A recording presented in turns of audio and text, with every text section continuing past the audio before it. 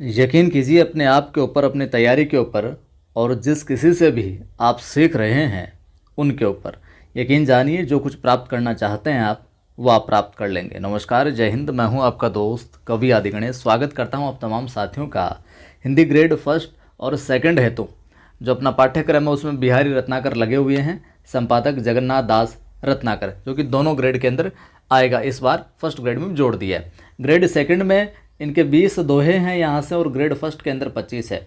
तो grade second के आज 20 दोहे हैं जो कंप्लीट हो जाएंगे, या यूँ कहूँ कि ग्रेड सेकंड को केवल जो ग्रेड सेकंड की तैयारी करने वाले हैं उनकी आज बिहारी रत्नाकरी क्लास है जो कंप्लीट हो जाएगी। फिर ग्रेड फर्स्ट वाले जो हैं 5 दोहे जो और करवाएंगे वो और आप देख लीजिएगा, ठीक है। और दोनों के साथ में तैयारी करने वाले हैं जो दोनों देख लीजिएगा, यानी 25 तक देख लीजिएगा। आज 20 कंप्लीट हो जाएंगे। वीडियो को लाइक कर दीजिए, आप शेयर कर दीजिए। पहली बार देख रहे हैं चैनल को सब्सक्राइब कर बेल आइकन क्लिक करें, ऑल नोटिफिकेशन पर क्लिक करें ताकि हर वीडियो की सूचना आपको मिलती रहे।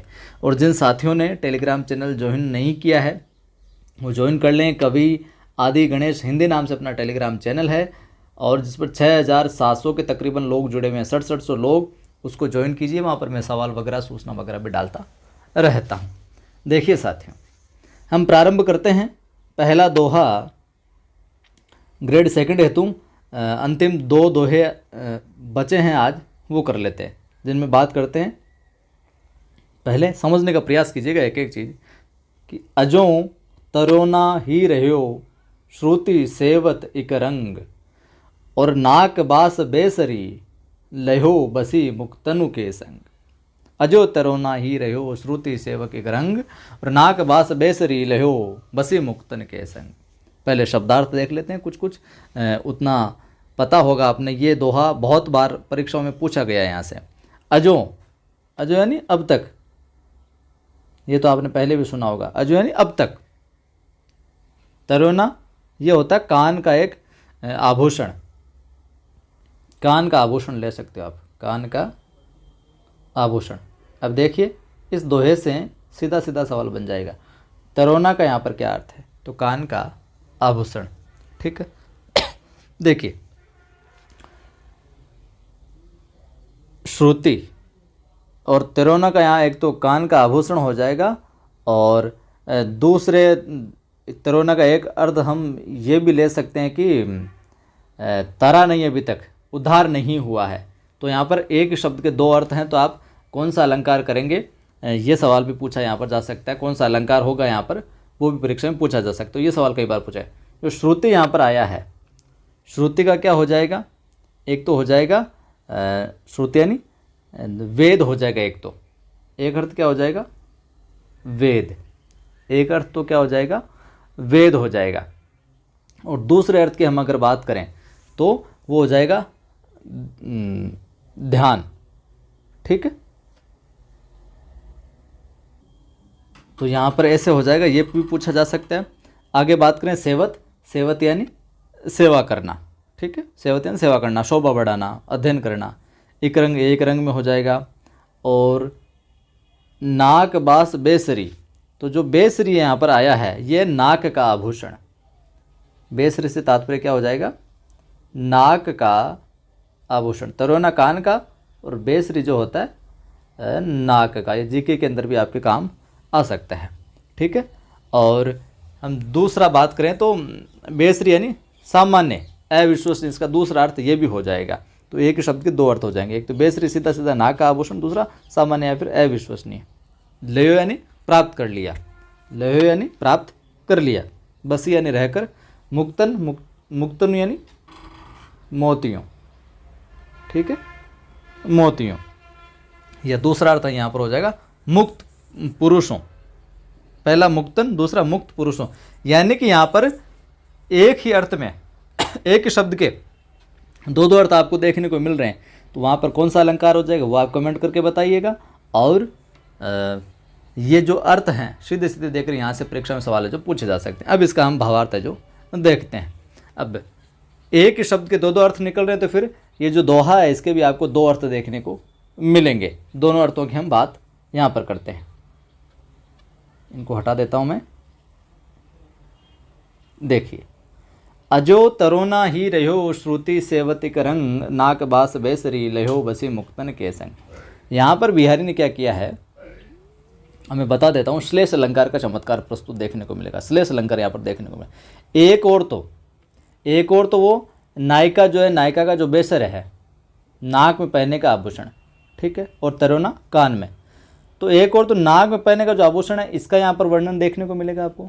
दूसरी ओर, दूसरे अर्थ में यहाँ पर सत्संग का जो प्रभाव है, सत्संग की जो महिमा है, उसका अर्थ यहाँ पर, उसकी व्यंजना आपको देखने को मिलेगी। यहाँ पर पहला अर्थ देखते हैं हम। पहला अर्थ किसके पक्ष में? बेसर के अर्थ में, जो नाक का आभूषण, उसके अर्थ में देख। तो नायिका जो है, नायिका ने क्या, नाक में बेसर धारण कर रखा है और कानों में क्या, तरोना। अजो तरोना ही रयो श्रुति सेवत एक रंग, और नाक बास बेसरी लयो बसी मुक्तन के संग। तो एक तो नायिका ने नाक में बेसर जो आभूषण है वो धारण कर रखा है, कानों में तरोना जो है वो धारण कर रखा है। तो कवि यहाँ पर क्या कहता है कि अजो, अब तक तरोना ही रहो श्रुति सेवतिंग, अब तक जो कान का आभूषण है, जो तरोना है, वो निरंतर एक ढंग से रह रहा है। श्रुति सेवत एक रंग, एक ढंग से स्थिर भाव से जो कानों की क्या सेवा कर रहा है, एक ही ध्यान से स्थिर भाव से कानों की क्या कर रहा है, सेवा कर रहा है। तो यहाँ से सेवा करने से तात्पर्य मतलब जो जिस स्थिति में है वो उसी स्थिति में है। कान का जो आभूषण है तरोना, वो अब तक तरोना ही रहो, एक स्थिति में रह रहा है, श्रुति से एक स्थिति में रहते हुए उस कान की क्या कर रहा है, सेवा कर रहा है। यानी कि सेवा कर रहा है, वो कानों में शोभायमान है, लेकिन फिर भी वो उपेक्षित ही बना रहा है। यानी कि निरंतर सेवा कर रहा है वो, लेकिन उसका प्रमोशन नहीं हो रहा, यूँ कह दीजिए आप। इसका दर्जा है जो ऊंचा नहीं हुआ, वो है जिस लेवल पर कानों में लटका हुआ है, ठीक अच्छा लग रहा है, ठीक अच्छा लग रहा है, वो वहीं है, उसका कुछ और उसकी शोभा के अंदर वृद्धि नहीं हुई है। यानी कि निरंतर सेवा करने के बाद में उसका प्रमोशन नहीं है, दर्जा जो ऊंचा नहीं हुआ है। यहाँ पर क्या है, या यूँ कहें वो अप्रधान स्थान पर ये जो बना हुआ है, प्रधानता और ऊपर तक है जो नहीं पहुँचा है। लेकिन दूसरी ओर हम बात करें तो नाक बास बेसरी लयो बसी मुक्तन के संग। लेकिन जो बेसरी है, जो बेसर है, जो नाक का आभूषण है, इसने तो क्या किया, मोतियों का संग पाकर बसी मुक्तन के संग। नाक बास बेसरी लयो बसी मुक्तन के संग। जो बेसरी है, जो नाक का आभूषण है, इसने तो क्या किया है, मोतियों का जो संग पाकर अपने नाक में स्थान है जो प्राप्त कर लिया, नाक में बास है जो स्थान कर लिया है। तो मोतियों का संग पाते ही नायिका के नाक में स्थान पा लिया। तो नाक के अंदर जो नाक का जो प्रतीक होता है, आपको तो श्रेष्ठता का प्रतीक होता है। तो नाक में स्थान पा लिया इसने, तो बेसरी ने तो किसके वजह से, मोतियों के संग की वजह, मोतियों के साथ की वजह से, मोतियों के ग्रुप में आने की वजह से। तो कहने का तात्पर्य यहाँ पर यह है कि अपना जो दर्जा ऊंचा करने में समर्थ हो गया है, अपना प्रमोशन करवा लिया इसने तो, ठीक है। और बेसर है जो नायिका के नाक जैसे मुख्य अंग में है जो रहने का अवसर है जो प्राप्त कर रहा है, अब किसकी वजह से, मुक्तन के संग। तो ये तो एक सीधा सीधा अर्थ हो गया, ठीक है। अब देखिए दूसरे अर्थ में हम बात करें, सत्संग के पक्ष में, साधु संतों के पक्ष में,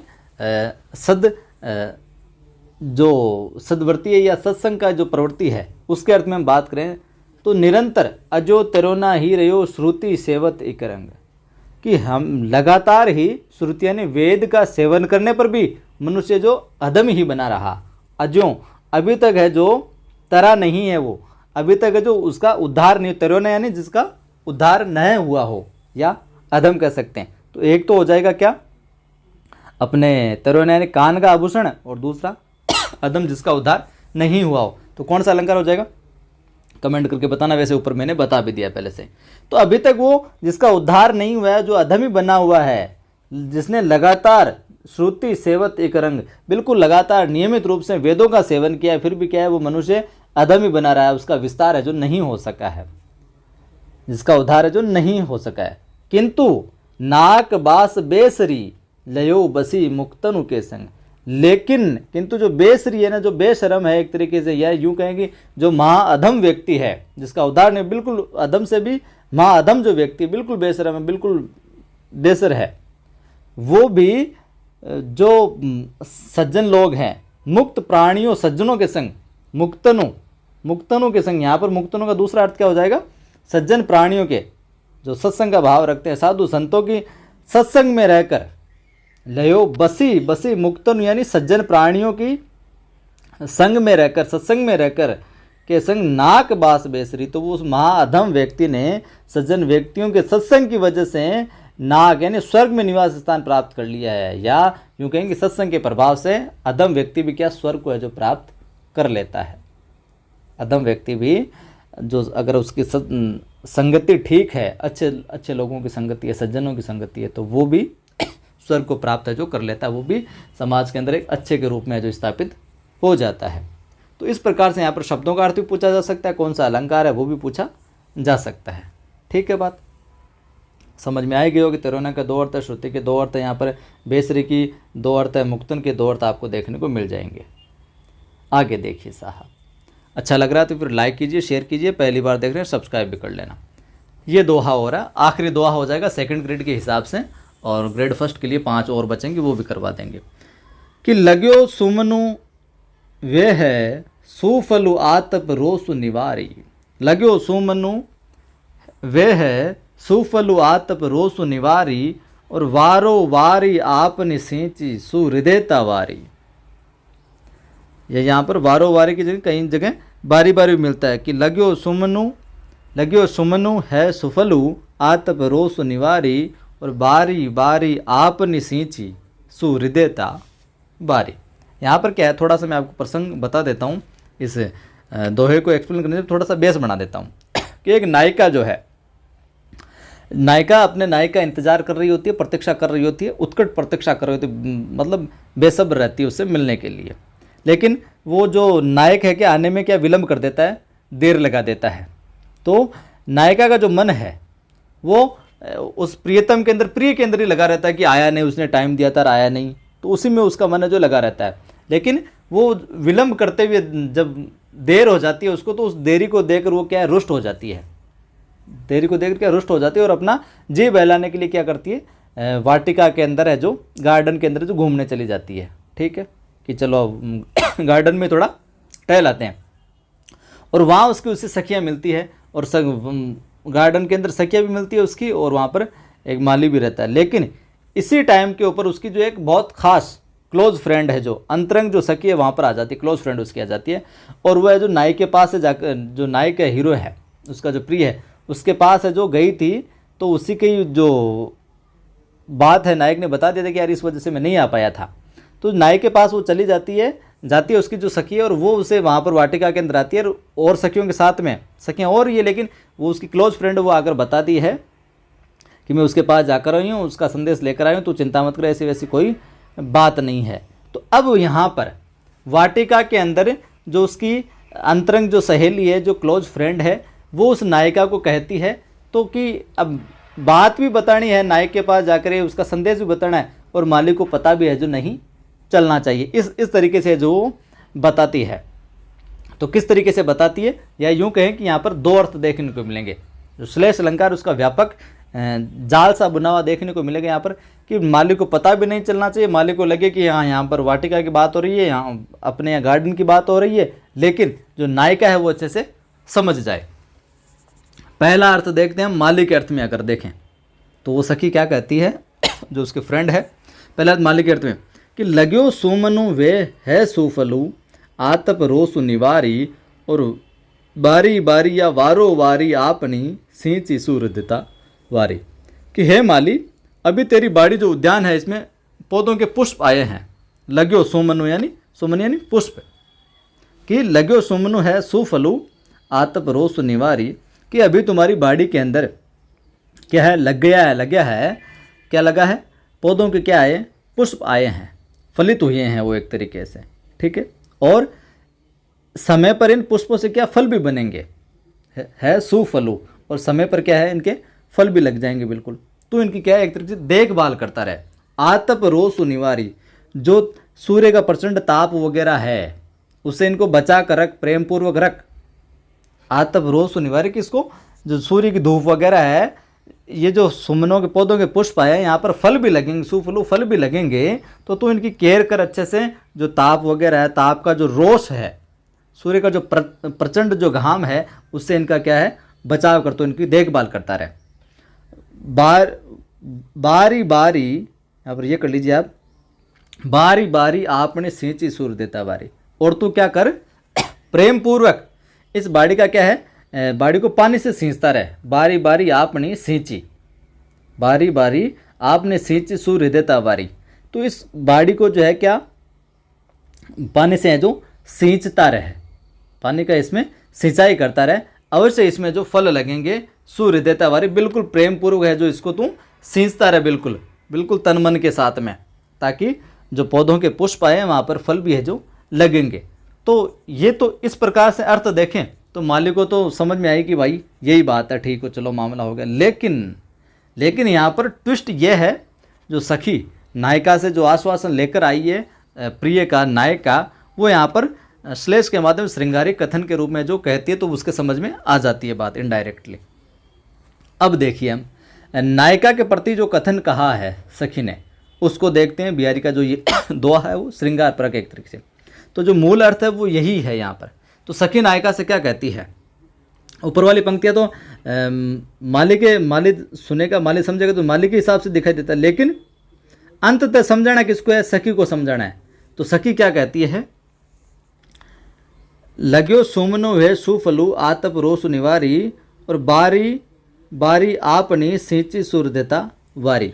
सखी कहती है कि हे बारी, यानी हे बालिके, हे भोली स्त्री, तेरा मन जिस प्रिय में लगा हुआ है ना, तेरा मन जिस प्रिय में है जो लग्यो सु मनु वे सुफलु, कि तेरा मन जिस प्रिय में लगा हुआ है ना, हे आपा कह मारो बाड़ी सुने के, तो कि तेरा मन कि डियर तू सुन रही कि तेरा मन जिस प्रिय में लगा हुआ है ना, तेरे अंदर जो लालसा तो जो बनाई हुई है, वो सारी की सारी इच्छाएं क्या होगी, सफल होगी। लग्यो सुमनु है सुफलो, कि तेरा मन जिस प्रिय के अंदर क्या है जो लगा हुआ है, तेरा मन जिस प्रिय में क्या लगा हुआ है, तो चिंता मत कर, तेरी सारी की सारी लालसाएं क्या होगी, सफल होगी, सारी की सारी इच्छाएं क्या होगी, तेरी पूर्ण होगी। मैं मिलकर आया हूँ, तू चिंता मत कर। अवश्य ही जिससे तेरा मन लगा हुआ है ना, तेरा प्रिय जो प्रेमी है जो आएगा, और तेरी मनोकामनाएं क्या होगी, पूर्ण होगी। तू चिंता मत कर इस बात की, तू ये मत सोच वो इधर उधर कहीं हो गया, कहीं नहीं हुआ।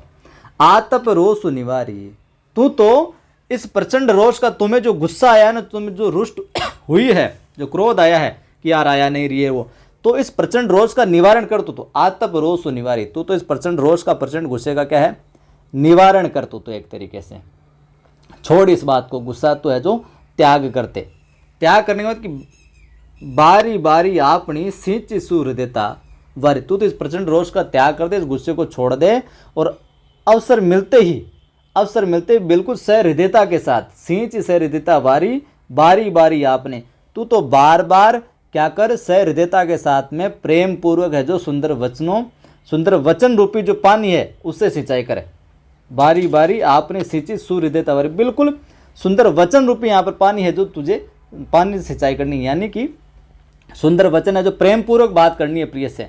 इस रोष वोष को, गुस्से वगैरह को तो तू त्याग दे, क्रोध को त्याग दे बिल्कुल, और बिल्कुल स्माइल के साथ जो तुझे बात करनी है, बार बार जो प्रेम वाली बातें हैं जो तुझे करनी है सहृदयता के साथ, बिल्कुल मन के साथ, दिल के साथ में, ताकि जो तेरा जो प्रेमी है उसके पास तेरी ये बार बार प्रेम वाली बातें प्रेषित होगी, तो उनसे वो और है जो मोहित हो जाएगा प्रेम से। तुम्हारा जो प्रेम है दोनों के बीच, उसमें क्या अधिकाधिक क्या होगी, वृद्धि हो जाएगी, सूर्यदेता वाली अधिकाधिक वृद्धि हो जाएगी। तो इस प्रकार से दोनों अर्थ आपको ध्यान में रखना है, ठीक है।